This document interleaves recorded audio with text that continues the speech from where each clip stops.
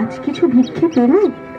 একটু আতপ চাল, একবেলার অন্ন জুটেছে। আজ রাতে আবার উপবাস করতে হবে। এইভাবে তো আর চলে না। ভগবান কি আমাদের দিকে মুখ তুলে চাইবেন না? ভগবানই জানেন।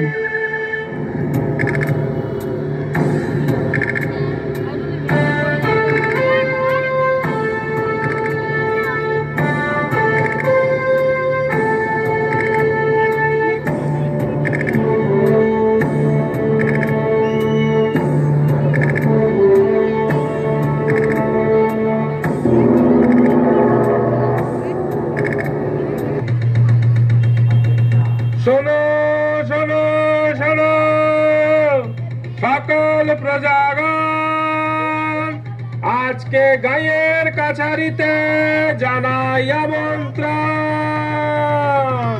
যার যেমন আরজি, নালিশ কি আবদার, সবার কথা শুনবেন আজ মহান জমিদার।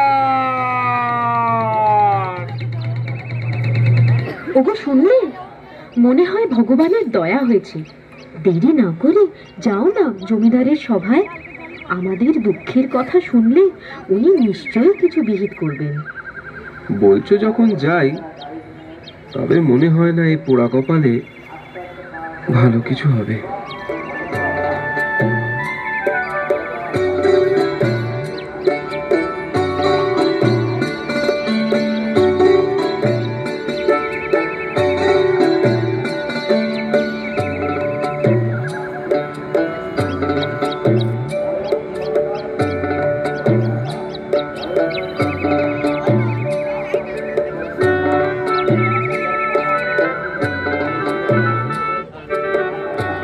শুনেছি গায়ে নাকি ভূতের উপদ্রব। আগে হ্যাঁ হুজুর, গাঁয়ের উত্তর দিকে একটা বাজে অসত্য গাছ আছে, সেই গাছেই ভূতেদের বাসা। তাই নাকি? বেশ বেশ।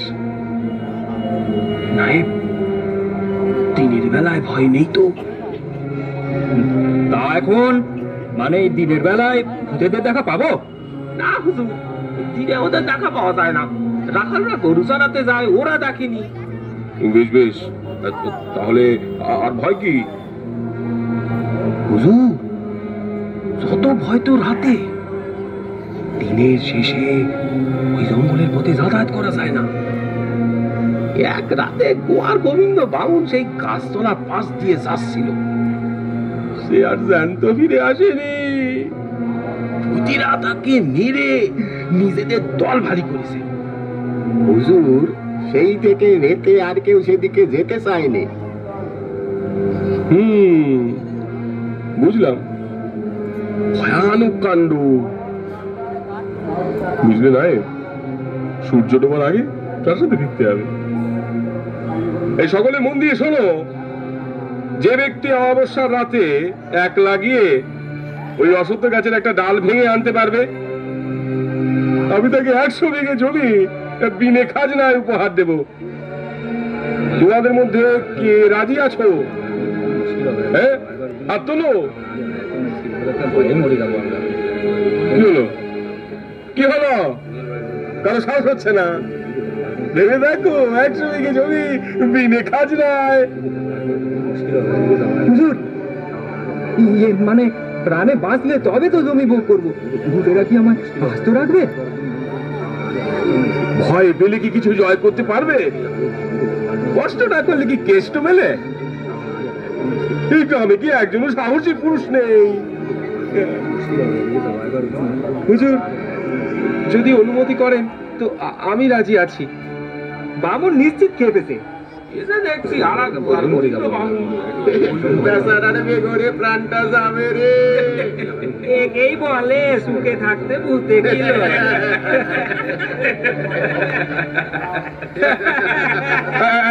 এই সবাই শান্ত হও, আর শান্ত হয়ে বসে যাও।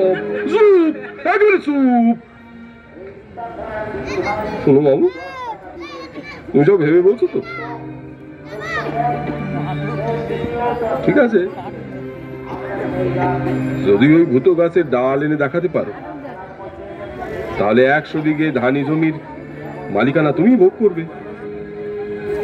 আরো শুনে রাখো, কোন সল চাতুরির আশ্রয় নিলে তোমার করদান যাবে। আজকের সবাই এখানে সমাপ্ত। তুমি রাজি হয়ে গেলে? তোমার কি মাথা খারাপ হয়েছে? আমার মাথা দিব্যি দিয়ে বলো, ওই ভূত অসত্য গাছে তুমি যাবে না। তা হয় না, আমি জমিদার বাবুকে কথা দিয়েছি।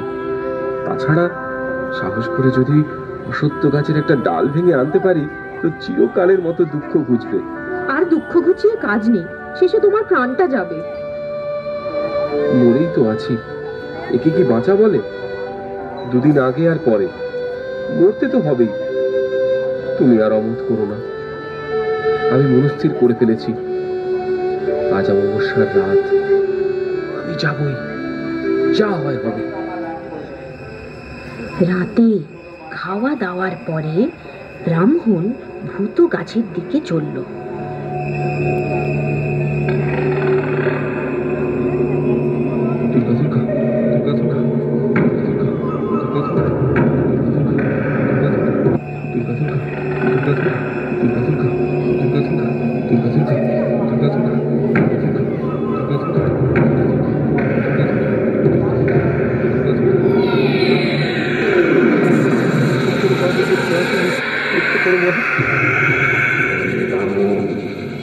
তুমি কি ভয় পেয়েছ? এত রাতে এখানে তোমার মতলবখানা কি বলো দেখি? আমি ব্রহ্মদত্ত, আমাকে নির্ভয়ে সব বলো, আমি তোমায় সাহায্য করতে পারি। অপরাধ নেবেন না, আমি অতি দিন দরিদ্র ব্রাহ্মণ, ঘরে বড়ই অভাব।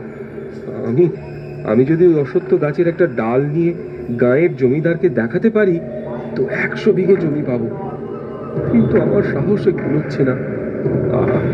আপনি যদি আমায় সাহায্য করেন তো বড় উপকার হয়।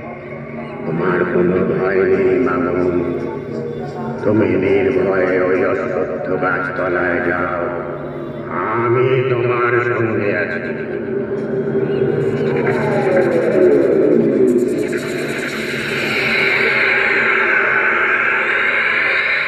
ব্রহ্মদৈত্যর কথায় সাহস পেয়ে ব্রাহ্মণ অসত্য গাছতলায় গিয়ে একটা ছোট ডাল কাটার জন্য যেমনি দায়ের কোপ লাগিয়েছে অমনি দূর দাঁড় করে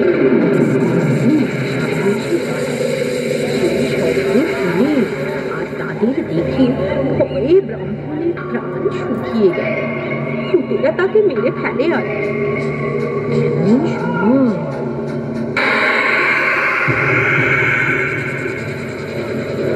ওহে ভূতেরা, আমার কথা শোনো। এই মামুন অতি গরিব, এই গাছের একটা ডাল পেলে ওর দুঃখ বুঝবে। গায়ের জমিদার ওকে 100 বিঘে জমি দেবে, তোমরা ওকে কিছু বলো না, গাছের ডাল কাটতে দাও। হুজুর, আপনি যখন বামুনের উপর সদয় হয়েছেন, ওকে আর কষ্ট করতে হবে না। আমরাই ডাল কেটে দিচ্ছি, আমরাই ডাল কেটে দিচ্ছি, আমরাই ডাল কেটে দিচ্ছি।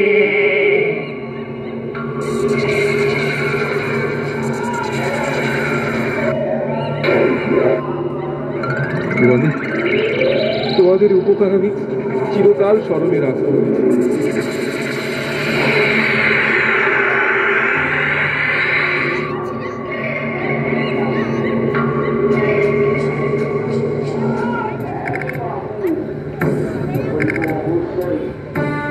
আশ্চর্য, অবাককাণ্ড। এই ডাল যে ওই ভূত অসত্য গাছেরই, তার প্রমাণ কি? ঠিক কথা, প্রমাণ কি? এই চলো তো, সবাই চলো, দিনের আলো দেখে আসি ওই ডাল ওই ভূত অসত্য গাছেরই কিনা।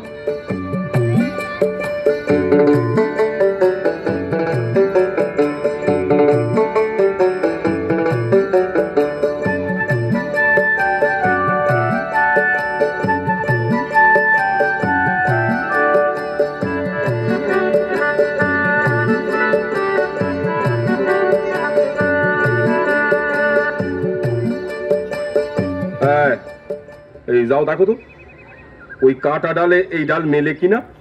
যাও যাও, ওঠো গাছের উপর ওঠো, যাও। হুজুর, এ ডাল এ গাছেরই? বামুনের সাহস আছে। নায়েব বলুন হুজুর, 100 বিঘে জমি বামুনকে এক্ষুনি দেওয়ার ব্যবস্থা করো, এক্ষুনি করো। যথা আজ্ঞা হুজুর। মহানুভব জমিদার মহাশয়ের জয় হোক। জয় হোক, জয় হোক, জয় দেখো বামুন, তোমার জমির সীমা বুঝে নাও। ওই দূরে ওই তাল গাছের সারি দেখা যাচ্ছে, সেখান থেকে এই অবধি জমির মালিক আজ থেকে তুমি। হ্যাঁ হ্যাঁ হ্যাঁ, এত এত জমির মালিক আমি? বিশ্বাসই হচ্ছে না। এসবই তার দয়া।